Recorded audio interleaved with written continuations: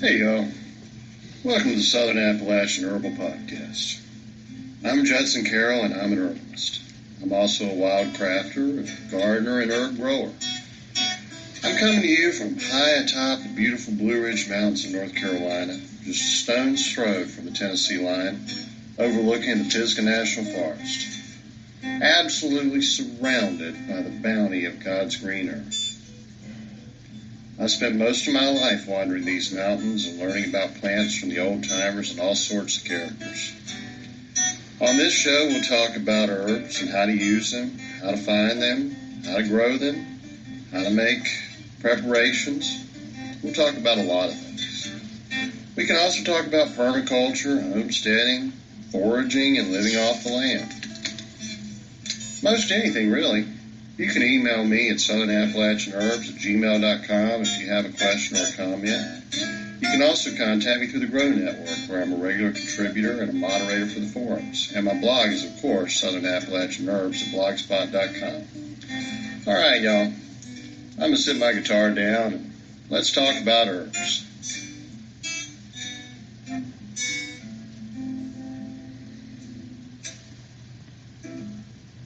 Hey, y'all. Welcome to this week's show. A lot of times folks ask me, how do I learn about herbs? How do I become an herbalist? And, I've touched on this in various episodes, 80 or so I've done since we started this show. If you can find a teacher, that's great. I had great teachers. I really began my apprenticeship as an herbalist when I was about 15 with a family that had a generations long history of herbal medicine, varying traditions, multiple traditions, from the Celtic to the Native American and a little English and German influence. I was, of course, very fortunate in that regard. I was also fortunate to have a lot of contact with various Native American tribes in the area and really have grown up in one of the most diverse Native American tribes. That's always going to be probably option one. That's going to be your first choice if you can do it. Most people can't do that these days. Most of the traditional herbalists, the real traditions, are gone, unfortunately. I mean, that little cabin up on Beach Creek where I learned to identify plants and use herbs, it's gone. There's upscale developments now. There's now, multi-million dollar homes up there instead of a little 200-year-old cabin on a little tiny self-sufficient mountain farm with the only electricity being one light bulb and no indoor plumbing, an outhouse out back. We just don't have that very often anymore in the United States. It's quite a shame, really. I don't agree with zoning laws that make that lifestyle hard to live, or property taxes and other means of taxation that really drive the farmer off his land in favor for development. I very much oppose those things. That's a big reason why my politics are what they are. Libertarian leaning, conservative, and yeah, that's a big reason. I grew up in an area where Indian tribes had been forced off their land, where mountain people had been forced off their land to build the Blue Ridge Parkway. Whole towns forcibly evacuated to build the Tennessee Valley Authority. They were flooded. Where Celtic people, the minute they helped George Washington win the war against the British, George Washington certainly turned on them because they wanted to make whiskey without it being taxed and regulated. So yes, that very much does inform my political philosophy, to say the least.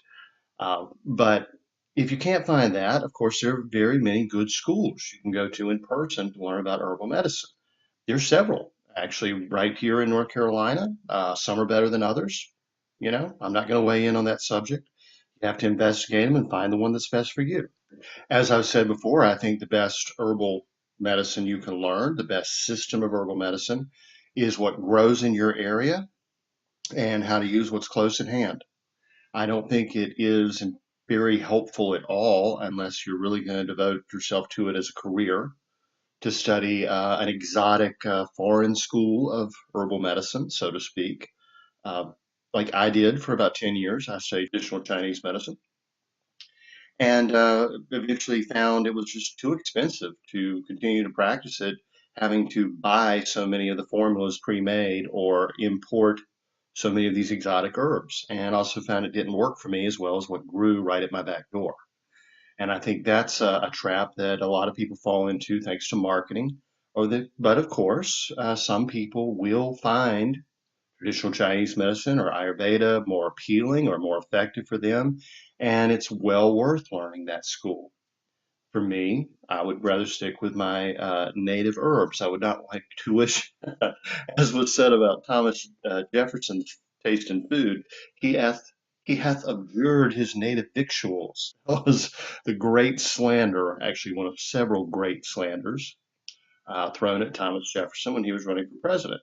For an Englishman to have turned up his nose at English food, even though he was an American, was considered quite scandalous. They did not find it very appealing that he had a taste for French food and Italian pasta. It's That's a story for another day. But that was a nasty campaign. If you think that American politics has been bad, I mean, yeah, they threw everything at Donald Trump, including the kitchen sink. But some of the charges, the slanderous accusations that were thrown against Thomas Jefferson still endure to this day. Many people believe myths about the man that were simply not true.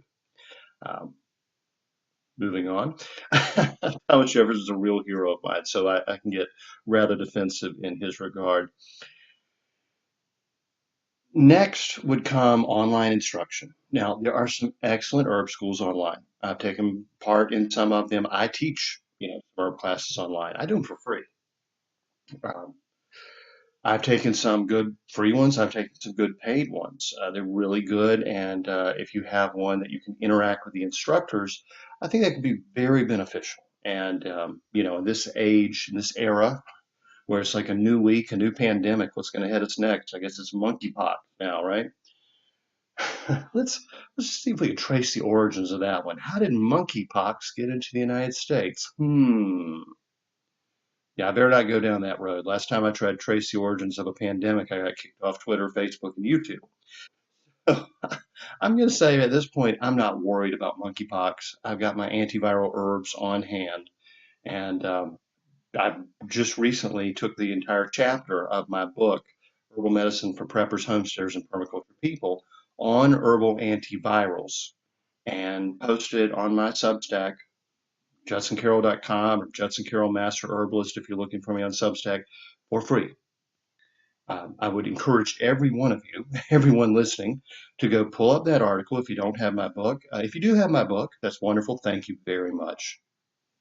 But pull up that article and forward it to all your friends. My Substack newsletter is for free if they want to subscribe, or you can just forward it to a friend. It is simply entitled Antiviral Herbs. It's right there on my Substack. It's the top article. Share it far and wide. Most people would charge quite a bit for that information, but I would much rather see lives saved and people able to stay home and help themselves when they're sick rather than go out and to doctors and pharmacists and spread the disease around, maybe stop the next pandemic before it happens. But at this point in time, let me just say monkeypox is not my greatest concern. During these pandemics, I think online instruction is very valuable, really invaluable. I mean, in this day and age, we have not only the ability to communicate through the internet, to make videos, to talk with people live. You can always email me questions. I answer right away. I'm on all kinds of social media. I'm on Truth Social now, by the way. They finally let me on Truth Social. But we have access to incredible, vast libraries of information online. They're good websites. I like to pull up whole books on archive.org, a lot of which are out of print, and just comb through them. Miss Greaves' A Modern Herbal. The whole thing's available online. Gerard's Great Herbal, Culpepper's Herbal. They're all available online. Those are classic works that, when I was starting out, were hard to find. I mean, if you found one in a bookstore, you were going to pay a lot more than I could afford at the time. I used to check them out from the library and try to read through and remember everything I could and have to turn them back in. But now they're totally available online, free in PDF. Dioscorides, De Materia Medica. It's available on archive. That's really awesome. I mean, when I was starting out as an herbalist, I couldn't even find a copy of Dioscorides de Materia Medica outside of the university library. It's still very hard to find, Galen and Pliny and Theophrastus and all the other ancient Greeks. Dioscorides is the most comprehensive and approachable, and to have that as a resource is phenomenal. Always my first recommendation. When someone says, "What book do I buy to start learning to become an herbalist?"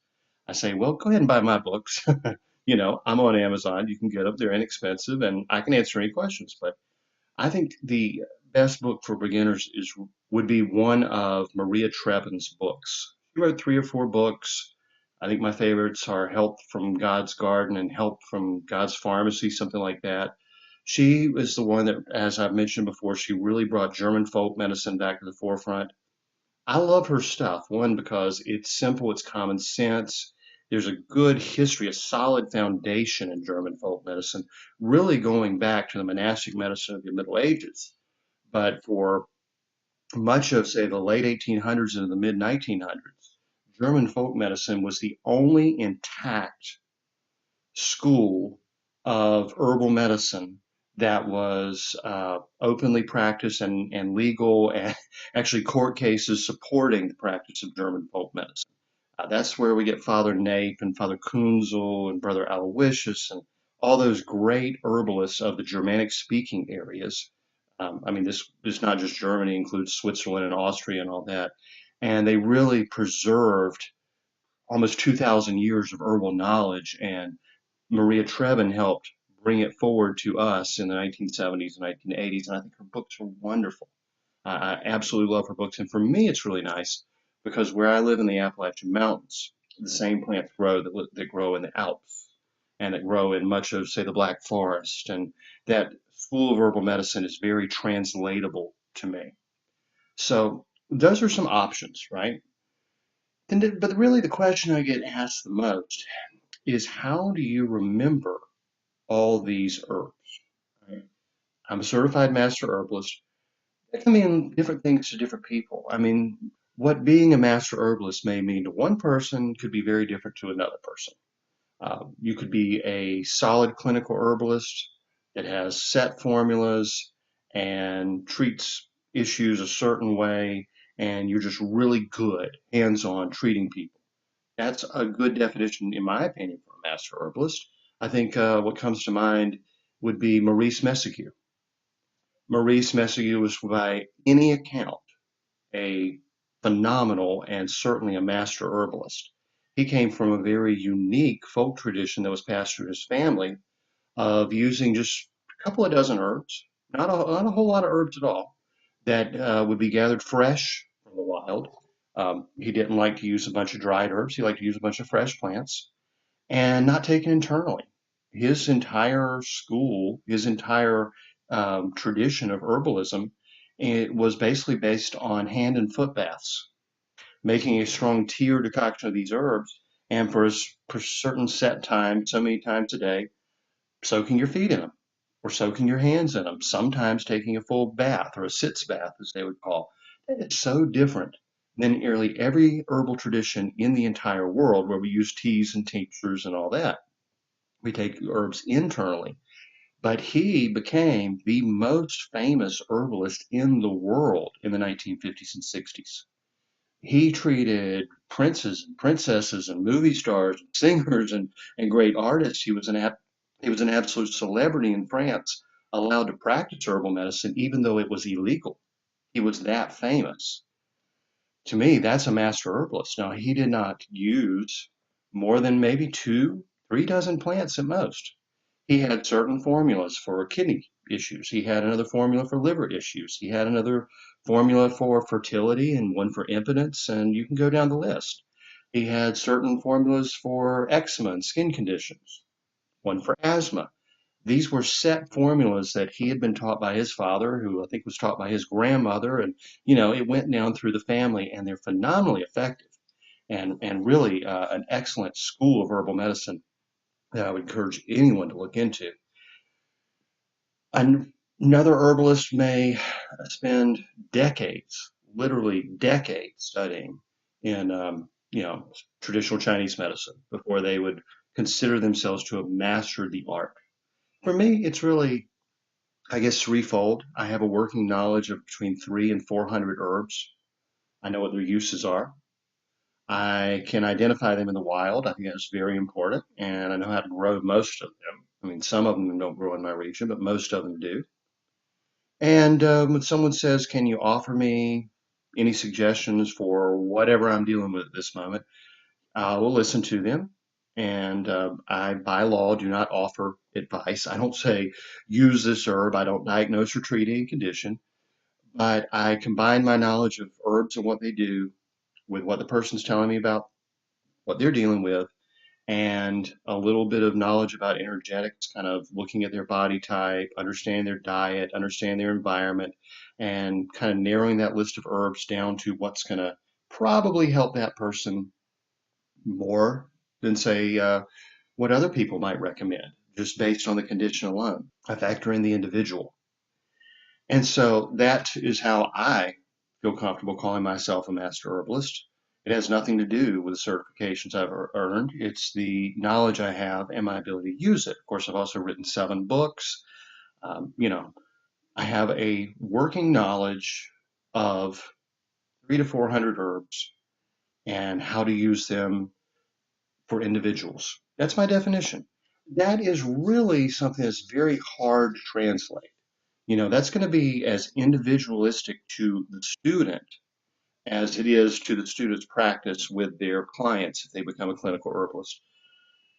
How did I do this? This is what people keep asking me. How do you know this much about so many plants? Well, first and foremost, I mean, I have to thank God. Okay. I'm not a dumb man by any means. Yeah, considered poor form to mention your IQ or to brag about your intellect. And y'all know me. I mean, I'm a little cocky, but actually at heart, I'm a very humble person.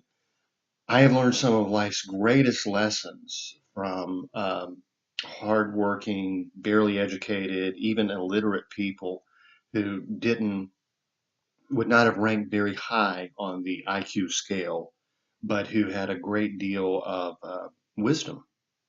And they may have been very knowledgeable about one subject, one particular subject. I mean, I remember an old man I met at a gas station one time, and he grew up very poor. He was very poorly educated. Most people would have just, passed him by. This man could tell you anything about the internal combustion engine, how to fix your vehicle. That man was a genius about cars built before everything was run by computers and chips. He just simply grew up doing it. He learned hands on. And in that regard, he was a master mechanic. He was also a really interesting character. Um, he had, I mean, when I say he grew up poor, his mother left because his father was abusive. His father was an alcoholic. He raised his siblings by keeping a little garden and trapping, mainly for possums and raccoons and turtles, and doing a little fishing. This man knew how to live off the land. He knew how to cook, and he was a pretty, pathetic figure, maybe 110 pounds at maybe 5.5 feet tall, big bushy hair, big bushy beard, shaking from being a severe alcoholic and chain smoking. And, I sat down beside him and he told me stories about his life. And he told me tricks about fishing and hunting that a young man like him needed to know to survive. I mean, some of the things we consider poaching these days, some things that aren't quite legal, but he had to support a family. And he told me about his experience in the war and his service in the military. And a lot of people wouldn't have taken any time with this man whatsoever. In fact, the reason I ended up talking with him it was because there was what I would call a yuppie, that was being a little dismissive and insulting.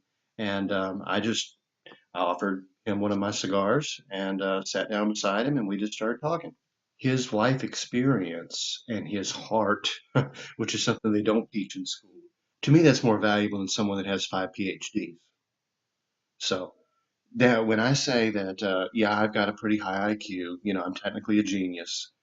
I say that with the humility of knowing that I don't measure up to a man like him. It does not matter what my intellectual quotient is compared to his life history and his life story and his knowledge about real practical survival life skills. So, how would I suggest someone learn all these plants? Well, let me take it to a subject that I was completely ignorant about and had no one to help me learn. I had to learn this on my own. When I was a kid, I loved baseball. Okay. I grew up in the South. The Atlanta Braves were going to the postseason every year, winning the pennant every year. I absolutely loved baseball. My dad left when I was 5. My grandfather passed away when I was 10. I didn't have any uncles that were athletically inclined or really took an interest. One uncle did enjoy baseball, and he enjoyed watching baseball, but he was not a baseball player, and I didn't spend a whole lot of time with him. But I really had no one to teach me anything about baseball. I actually probably had a little natural talent. I could hit. I was a really good middle infielder. Essentially, I was an excellent middle infielder. I had fast hands, but I had kind of bad eyes. I ended up wearing glasses, and for a long time there, I didn't know I couldn't see the ball like everybody else. And I had a little league coach who really, if I had had any talent in the playing of the game, he would have really ruined it because he was not. We'll say he wasn't the brightest bulb. He wasn't really qualified to do what he was doing as a coach, but he meant well. His philosophy was to intimidate the pitcher. So whereas I would have walked to the plate and had a very upright stance with two eyes directly on the ball, if you ever saw Adam LaRoche hit, you know exactly what I'm talking about. Good fast hands. I could turn on a ball and hit it pretty well if I could see it, right?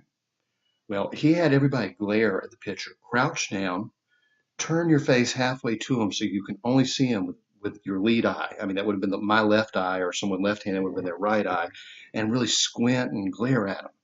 Well, I couldn't see a thing, and of course we lost a lot of games. So that not a very good idea right there. And but I still loved the sport of baseball. So what did I do? I watched baseball games. I read magazines, Sports Illustrated or any of the others about baseball. I learned about the players' biographies and how they came up and how they were trained. Baseball cards were amazing. Baseball cards had all the stats on the back, and I would go not only just buy a new pack of baseball cards, but whenever there was a lot of a bunch of old ones that were had been discounted, they used to do that. Really, Topps baseball cards were not very collectible. They made a million of each player, and they stick some really nasty little gum in there. So it was different than like Upper Deck, or if you were from that era, you know what I mean. A lot of times you could buy like a whole bunch of baseball cards for pennies, especially in like comic book shops and stuff. And I'd get these baseball cards and I would just memorize the stats of every one of these cards. And it got to the point where even though I had no, say, formal instruction about the game, essentially, I could sit there and watch a game. And I mean, I got to see Nolan Ryan pitch. I mean, I was even privileged to see Pete Rose, on television. Never got to see him in real life. That man was a phenomenal baseball player. Huge problem with the Baseball Hall of Fame keeping him out. I mean, you have baseball players that are in the Hall of Fame who've committed crimes, who were, abused their spouses, all kinds of stuff, and they keep Pete Rose out basically because he's a jerk. Well, he's a jerk, but he could play the game better than just about anybody else, and he did it before the steroid era. Anyway, that's a different subject for another day. But I got to the point where I could watch a game and I could pretty much predict what the pitcher was going to throw, if it was a pitcher I knew.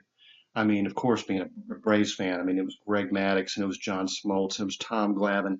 And I mean, speaking of some of the best players who have ever played the game, I mean, honestly, Greg Maddux to this day is the best pitcher I've ever witnessed. And I've seen, perfect games and I've seen guys, go to the Hall of Fame. Greg Maddux was an artist, but I knew what they were going to pitch and I knew where the ball was going to go off the bat because I knew the way the batter batted, and I knew if the outfielder was going to be able to get to it or not. It was a way of learning the game on my own through resources that were readily at hand in a fun way. And I think that's the way I would encourage someone if they said to me, how do I learn to use 100 or 200 or 300 herbs? All right, well, let's look at it. There's all kinds of good herbal videos online. I do some. Certainly, Seven Song has done many. Susan Weed, Rosemary Gladstar. There are a lot, really. Howie Bernstein, I think is his name. Howie's done some great stuff. He's a real character. There are a lot of good herbalists. Okay, you can watch them for free, just like I used to watch baseball games before they made you pay for everything, which they do now, which is going to kill the sport of baseball because kids aren't growing up with fathers in the house, and no one's going to pay that extra money to see those games. That's the truth. Killing baseball through the profit motive. Let's take the profit motive out of herbalism a little bit and get in the hands of more people. Watch those videos online. Hopefully, most of them will be free like mine. Some of them are definitely worth paying for. Read herbal books, just the way I used to read baseball magazines, Read those herbal books. Find ones that are interesting. Like I said, the Maurice Messieu's biography. It's a fascinating read. You're just going to enjoy reading it. Stephen Herod Buhner has an interesting sense of humor. I don't agree with all of his statements, but his herb books are some of the best. They're fun to read in many instances, incredibly informative. Susan Weed is a quite a character. You have to smile when you think of Susan Weed if you've ever taken any of her instruction or read any of her books. Same with Rosemary Gladstar. Michael Moore, the herbalist, was just a scoundrel and a real difficult personality, but he also had a very good sense of humor and was really knowledgeable. And I love the old books. I mean, that's my thing. And again, I would start with Maria Trevin, but then really dig into Brother Aloysius and Father Kunzel. Now he had a sharp tongue. Father Kunzel had a very good sense of humor, as did Father Nape. Get into some of the interesting Elizabethan books of the 15 and 1600s England, Parkinson, Gerard, Culpeper. Find something that appeals to you that isn't just dry information and keep it on hand. Just read a few pages out of a day. Let it sink in. Find one that's enjoyable to read. That's one of the reasons that in my herb books, I don't hesitate to let my personality come through. I'll make some controversial statements. I'll make a few jokes. It's like listening to my podcast. A lot of my readers say they really enjoy my books because it's like listening to me talk. They hear my voice in it. And I think that helps. I think having that personal touch really helps. The worst, in my opinion, the worst herb books are those dry clinical books. My least favorite herb book that I still find useful. And there's some herb books that I really dislike. I'm not even going to mention those right now, but there's some that I would not pay 10 cents for that some people enjoy. I don't understand that.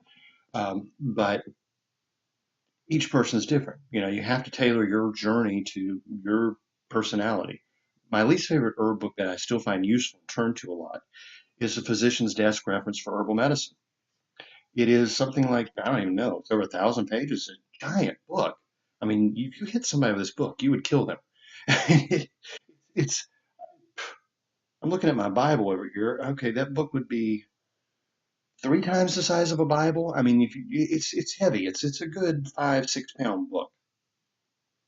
It is full of references to clinical studies, all kinds of chemical information, uh, counterindications, interactions.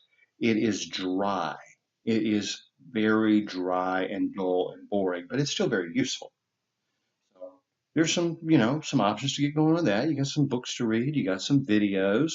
You got things like my podcast, and there are other very good podcasts. I put out a lot of free information every week, and I hope you can use it. I hope you find it useful. And then after that, remember how I said about the baseball cards? I could pick up that card and I looked at that individual player and I knew his strengths and weaknesses immediately. I could see his stats. I could see how well he hit a curveball. I could see how well he hit a fastball. I could see how well he fielded his position. I knew everything about this player, really, in terms of his usefulness to the game, essentially, on one little card. In herbalism, we call those monographs. There are several books of monographs that give a detailed description of each herb. Overall, I think Maud Grieve Modern Herbal is the very best. And Dioscorides would certainly come in there as well. But modern monographs generally have a picture of the plant, they have a description of the plant, they have the scientific name, they give all the known herbal uses of this herb and any warnings about it. Does it have any toxicity? Are there any contraindications? There are some very good books on the market in the modern era that do that. I think mine are pretty darn good, actually. My book on the trees of the American South, the one that I'm completing now, which I will be ready to release very soon. My book on medicinal bitters. I don't use a lot of photographs because, frankly, that would make the books more expensive, and I want to make them affordable to folks. I want you to be able to afford the books. The books that have the glossy colored pictures tend to be a little more expensive than, say, the average hardworking family with 3 or 4 kids can afford. So that's why I leave the photos out of my books. Now, when I send out my articles each week, which are generally speaking an excerpt, a monograph from one of those books, I include a photo. Or if I can find one, a great illustration from an old botanical manual. So you can see the flower, you can see the leaf, you can see the bark, you can see the fruit, whatever that plant has to offer. I think these articles I send out for free, they are excerpts from my books. I think that's the best value you're going to find. So again, if you subscribe to my Substack and want to forward that on to people, that's like the baseball card of that herb. It's that simple. So you just kind of almost like through osmosis, as they say, you're experiencing learning about herbalism on different levels. You're learning a tradition of herbal medicine, say through the books you might read or the videos you might watch online. You're learning about the individual plants. The next thing that is absolutely essential is experience, hand-on experience. You need to, well, I think it's very helpful to go out and be able to identify that herb in the wild, whether it's, a little tiny green plant or a great big tree. Being able to find that in the wild gives you a great more knowledge of that plant than if you've only seen it, cut and sifted, dried, coming to you from an herb store or in a tincture form. I mean, someone could say this is rose petals or rose hips. If you've never experienced a rose bush, that doesn't mean a lot to you, in my opinion. I think the experience of a rose bush is far more valuable than something dried in a package. I don't know why, but that's my opinion. I believe that fully. I think the experience of going out and finding mullein, for instance, a beautiful tall plant with yellow flowers and fuzzy leaves growing, in the wild, and digging it up and learning to use the various parts of that plant. The flower, for instance, is excellent for ear infections. Make an oil out of that flower. The leaves are great as a tea or a tincture or even smoked, especially smoked actually, for lung ailments. Using the whole plant as a tincture, very good for allergies and colds, and it's got a million uses. But if you just get, say, the leaves dried from an herb company and you're looking up how do I use these mullein leaves, to me, that's a disconnect. You just don't get the experience you would hands on. But if that's the only thing you can do is use the plants already processed, okay, learn to use those plants already processed. Actually use them yourself. If I say to someone, lobelia, it's another herb I commonly use that grows all around here, is really good for opening the lungs during an asthma attack, is good for various lung issues from bronchitis and such. Uh, Large doses can make you nauseous. Sometimes, like the Thomsonians, it's a school of herbal medicine back in the late 1800s, they use it specifically for that purpose to make people throw up. Uh, a few drops of lobelia diluted because it can be a little harsh, a little caustic on the throat, can help stop a migraine. Can also help with extreme emotional states like shock or what they call a fugue state, where someone's getting out of control with anger or even grief. Many issues. Lobelia is an interesting plant.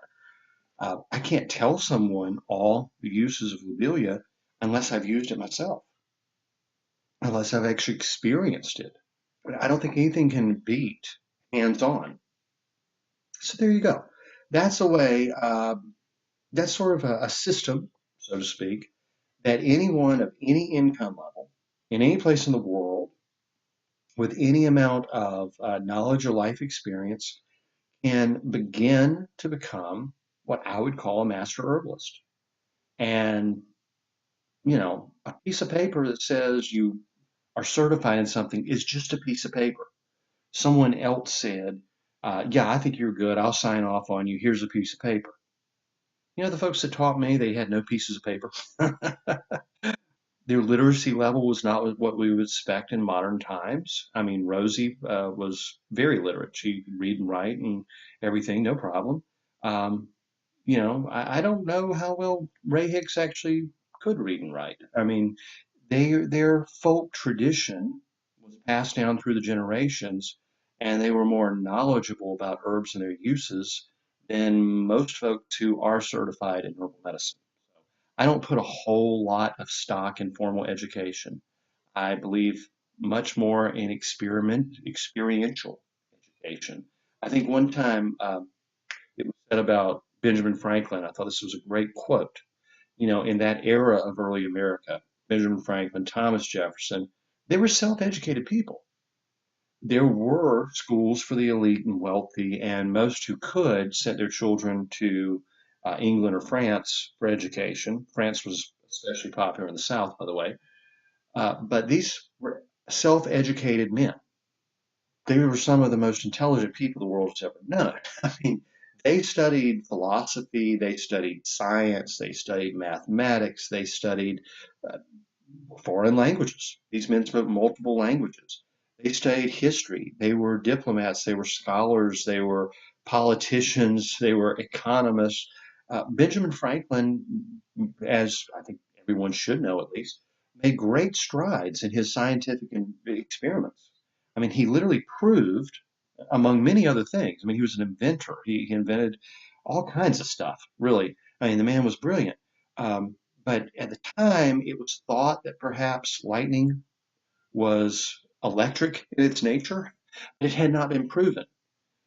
He started experimenting with batteries and he started looking at sparks and everything and thought, yeah, I think that lightning probably is an electrical charge. And he was the first person to be able to prove that lightning was an electrical charge being discharged in the atmosphere. His point, his purpose in it was not to make a great scientific discovery. At that time, the greatest threat to houses and churches and civilization was lightning strikes burning them down. He invented the lightning rod, a very practical invention. In so doing, he proved a scientific principle.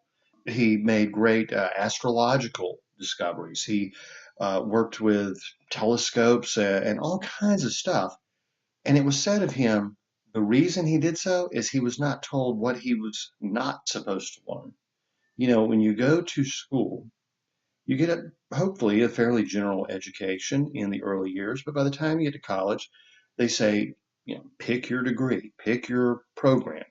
And if you learn, oh, I don't know, let's just pick something at random. You want to get a degree in history. You study history. You don't study science, you don't study art, you don't study medicine, you don't study foreign languages unless it's related to your specifically focused field of history. If you study Western history, you're not studying Asian history. If you're studying African history, you're not studying North American history. You get very focused in, and you're essentially told this is what it's important for you to learn, and don't worry about the other stuff if someone else is going to focus and specialize in that. Well, men like Thomas Jefferson and Benjamin Franklin and many, many I could name were generalists. They were not told what they were not supposed to learn. So they kept right on learning everything. Once they learned, algebra, they learned geometry, and they went on to trigonometry. And then they applied it to engineering. In engineering, they didn't just stick with the practical aspects of engineering, but they became architects and mechanics.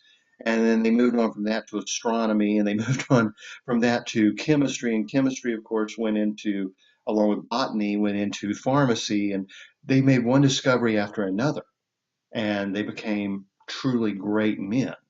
And I think whether you're a person of financial means or you don't have much money, I think if you're a person with a great deal of God given intellectual potential, or a person of average or even lower intellect, if you stay curious and you keep learning and you don't let someone tell you what not to learn, you can do incredible things. You can do absolutely incredible things. And so, in terms of herbalism, I'm just giving you a lot of tools you can use and a practical way of using it, which is how I've learned to use them. And my hope is that you're going to take all the information I give you and find a whole lot more on your own and make your own discoveries. And eventually we can get to the place where the knowledge is not in the hands of a few, is not cultish, it's not hidden, is not kept secret, or as some say, lost, but it becomes common and usable in every home, in everybody's kitchen, in all economic levels, in all cultures, because God gave it to everybody. It shouldn't be kept. It shouldn't be secluded from any bit of the population. We are all capable of caring for ourselves, caring for our children, caring for our parents as they age, caring for our neighbors. That's in every one of us. All we have to do is learn and experience and absorb that experience and turn it into wisdom. That's the difference between knowledge and wisdom. Knowledge can be theoretical. Wisdom is never theoretical. Wisdom always comes from the lessons of life. Usually the things that hurt us, usually the bad stuff, is where we get the wisdom that truly matters. So, was it fun for me to have swine flu? No, it almost killed me. You know, is it fun for me to have avian flu that coughed so hard I broke a rib? No.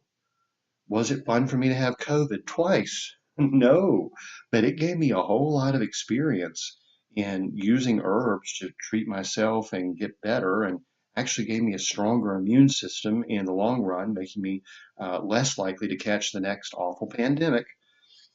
I guess wrapping it up, y'all, I know this one's been maybe a little different than most of our shows. I haven't talked about a specific herb, but this is probably the question I get asked more often than any other. Where do I begin, especially if I don't have a lot of money? Where do I begin, especially if I don't know someone who can teach me? How do I become an herbalist able to care for myself and my family? And I didn't want to just give the answer of buy my books. That sounds like I'm self-promoting, but I think they are a very good and useful resource. And they're all available on Amazon.com or directly from me if you want the PDF. I wanted to give people a way that really even a child could learn everything they need to know about herbal medicine. And it is sort of through an immersion, a multifaceted immersion process. And in this day and age, with the internet, love it or hate it, I'm not a big fan of technology. There's really no excuse. You can absolutely do it. And I'm here to answer any questions if you have any. Judson at judsoncarroll.com, Southern Appalachian Herbs at gmail.com. My newsletter's free. I send out an article every week. I now have the two podcasts, this one and the one on prepper broadcasting. You can absolutely do this. Just have a little confidence in yourself. That goes a long way in life. I've got a little tiny border collie. He was the run of the litter. He never got very big. I don't even think he weighs 20 pounds. He's probably more in like the 15-pound range, maybe even a little less. He thinks he's the biggest dog on the street.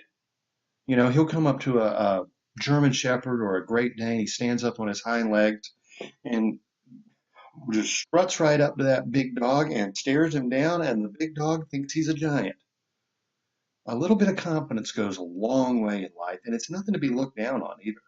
The greatest men and women in history have been people that had confidence, had big personalities that told them they could do something against the odds when everyone else was telling them they were crazy. I mean, there's a reason, like going back to Thomas Edison, for instance, he was a dropout. I mean, he was relegated to the ash heap of history. He was just going to be, a mechanic or an apprentice at some job. And he became one of the greatest inventors in American history. There are so many stories like that. I mean, from internet billionaires to real estate tycoons, the willingness to learn, and especially learn from one's mistakes, but also the confidence to say, if someone else can do it, I can do it.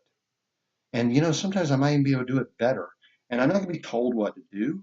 I hate these commercials where someone say, always follow your doctor's orders. Well, what if your doctor's wrong? Doctors are wrong a lot. Medical error is the leading cause of death in the United States. I may be foolish in my confidence, but when I take responsibility for my own health, at least I know I am in my own best interest. No one else is going to look out for you more than you're going to look out for yourself. So that's my message for today. Concerted self-interest, which is what the economy runs on. It's not a bad thing. It's not greed. It's doing for yourself. And by doing for yourself, you in turn create an exchange that provides for others. Nothing happens in this life passively. You can't just sit on your laurels and wait for things to come to you. And frankly, with a new pandemic every week, it seems like, and everyone freaking out and willing to give up all their freedoms and responsibilities and in national sovereignty to health agencies and so-called experts that seem to screw up everything they touch, I think this is the best time to get started. I mean, I can't think of a better time, especially with all the resources we have on hand. I mean, trust me, I did not have all this information for free when I was 15 years old starting to learn about herbal medicine. I mean, I could have been far down the road 10 or 20 years earlier than I was. And if you're just starting out today, wow, I mean, the sky's the limit. Seriously, the world's your oyster. There is no excuse. Get started today. Keep it fun. And remember, your herbal medicine, your philosophy of herbalism is yours. It's not someone else's. Don't just learn from another person and think it's going to work for you. Find what works for you and do your own thing, and there's no telling what you can accomplish in this world. All right, y'all. Have a great one. Have a wonderful week, and I'll see you next time. The information in this podcast is not intended to diagnose or treat any disease or condition. Nothing I say or write has been evaluated or approved by the FDA. I'm not a doctor. The U.S. government does not recognize the practice of herbal medicine, and there is no governing body regulating herbalists. Therefore, I'm really just a guy who studies herbs. I'm not offering any advice. I won't even claim that anything I write or say is accurate or true. I can tell you what herbs have been traditionally used for. I can tell you my own experience and if I believe an herb has helped me. I cannot nor would I tell you to do the same. If you use an herb anyone recommends, you are treating yourself. You take full responsibility for your health. Humans are individuals and no two are identical. What works for me may not work for you. You may have an allergy, a sensitivity, an underlying condition that no one else even shares and you don't even know about. Be careful with your health. By continuing to listen to my podcast or read my blog, you agree to be responsible for yourself, for your own research, make your own choices, and not to blame me for anything ever.